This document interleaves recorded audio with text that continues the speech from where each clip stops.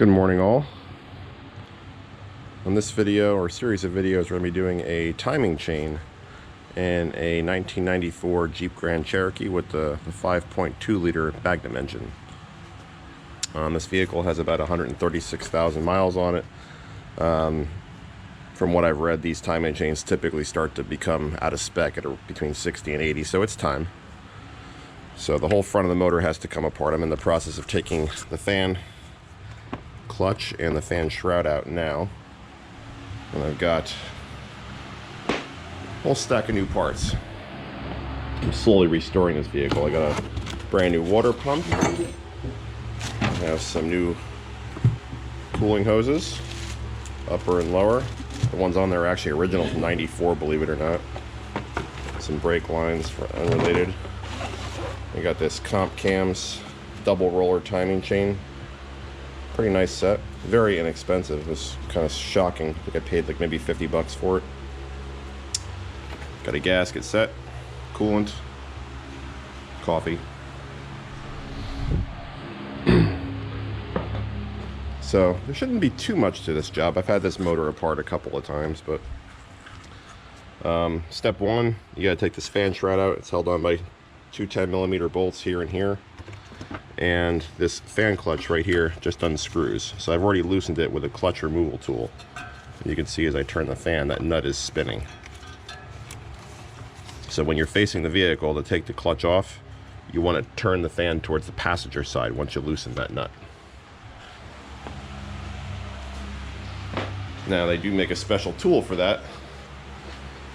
I've had this thing for years. It's a gear wrench fan clutch removal set. It comes with a spanner to hold the water pump pulley, those two little pins there, and various size wrenches to actually turn the nut. You don't really need a tool like this. Oh, there's the part number if you guys want to pick one up. It's a gear wrench 41580D. Again, you don't really need this tool necessarily. I used to get by with just a really large crescent wrench, but I was doing enough of these where it was kind of worth it to buy the tool. It's not cheap though.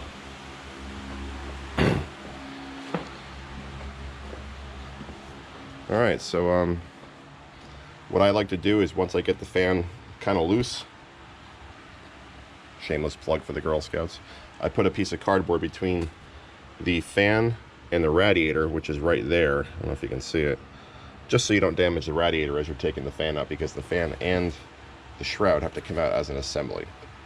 So once we got the fan out, I'll pick it up. Alright, so we got the stock cooling fan out.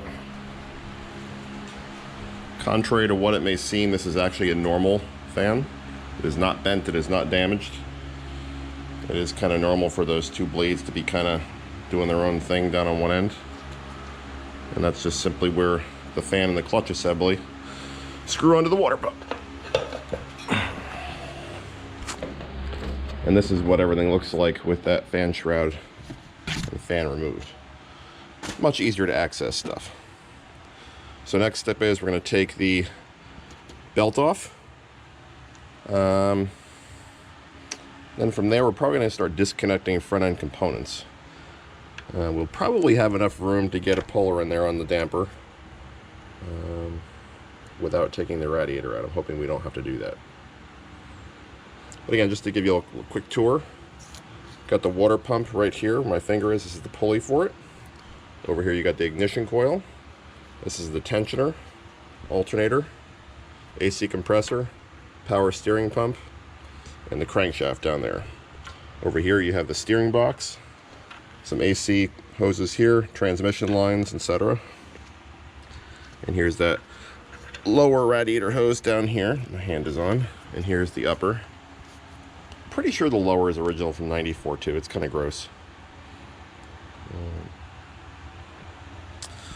Let's see. Yeah, this will all have to come apart. You'll have to pull this tube out here for the heater. And while you're at it, it's a good idea to check the condition of these idlers. Like there's a bearing here, there's a bearing here. If there's any wobble or noise, it's good to replace those. Sometimes you can just press a new bearing into them. I keep a drawer full of bearings for a rainy day like this if I do need one. Shouldn't have to drain or evacuate the AC system. Let's see what else we can encounter here. It might be it. This probably should be a pretty easy job. All right, time for the belt to come off. Okay, the belt is off, and I should have noted it's pretty easy to take the belt off. You just stick a 15mm socket and ratchet and just rotate it like that. Pretty easy. The belt just slips off. Take note of how the belt is routed before you take it off, though. Just checking the pulleys here. It's time for a new bearing on this tensioner. Hear that? Should be pretty quiet. That one's not. This one's silent. That's perfect.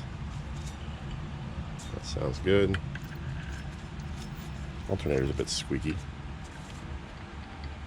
Everything else feels okay. So this buddy's getting a new bearing. Or I might just replace the whole tensioner, I guess we'll see. But that definitely needs to be addressed. That's a time bomb. Alright, so we made a little bit of progress. Got the alternator out. Started loosening the bolts for this bracket, the front end accessory drive. I got the power steering. Most of these are 14, 15mm bolts. Normally when I work on this thing I have a 10, a 14, a 15, 9/16, and a 5/8. This truck is kind of a hodgepodge of US and metric stuff. So my game plan is to not disconnect a lot of stuff, just kind of fold it out of the way. I will have to take the power steering pump off and disconnect that completely though, because it's just, I don't think there's going to be enough room, but we'll see. So I disconnected this upper coolant hose. Going to disconnect it at the thermostat housing down here next. And then we should be able to get most of the rest of the fasteners out with that out of the way. Oh, and in case anybody's curious, I'm just using a 3/8 impact gun to take these out. It's a little noisy, but it's fast, it's compact. This little guy is really, really powerful. This is probably maybe a $200 gun. But it's worth every penny if you use impact guns a lot. Very durable. All right, pick it up in a minute. All right, so we got the front end accessory drive plate off. This is just a water pump timing cover. So we're kind of in the home stretch of this assembly. There's not much left to do. So really we just take this cover off, this damper off down here, the water pump, and we'll be ready to go. All right, so we got the water pump out. Just a bunch of, I think, 15 or 14mm bolts, I believe. And it just pops right off. I always replace this hose as a matter of course, and again, we're going to replace the lower radiator hose.